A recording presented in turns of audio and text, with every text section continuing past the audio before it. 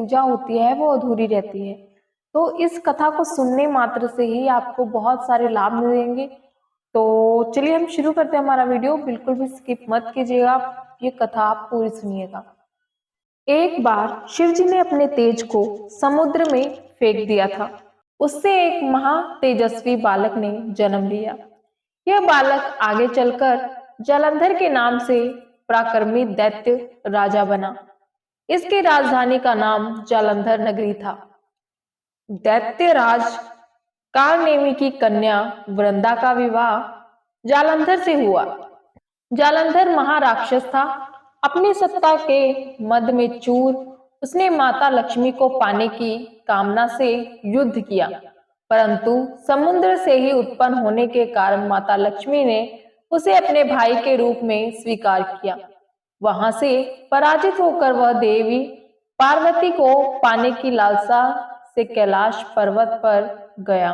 भगवान देवाधिदेव शिव का ही रूप धरकर माता पार्वती के समीप गया, परंतु मां ने अपने योग बल से उसे तुरंत पहचान लिया तथा वहां से अंतर्ध्यान हो गई।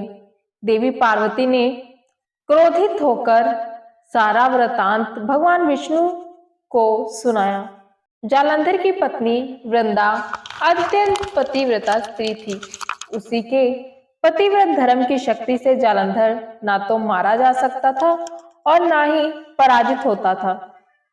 इसलिए जालंधर का नाश करने के लिए वृंदा के पतिव्रत धर्म को भंग करना बहुत आवश्यक था। इसी कारण भगवान विष्णु ऋषि का वेश धारण कर वन में जा पहुंचे, जहां वृंदा अकेली भ्रमण कर रही थी।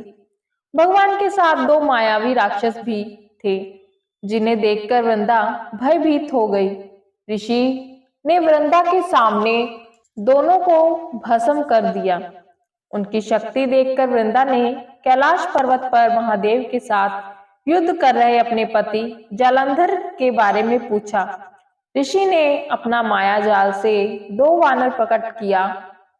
एक वानर के हाथ में जालंधर का सिर था और तथा दूसरे के हाथ में धड़। अपने पति की यह दशा देखकर वृंदा मूर्छित हो गई और गिर पड़ी। होश में आने पर उन्होंने ऋषि रूपी भगवान से विनती की कि वह उसके पति को जीवित करें। भगवान ने अपनी माया से पुनः जालंधर का सर धड़ से जोड़ दिया, परंतु स्वयं भी वहीं उसी शरीर में प्रवेश कर गए।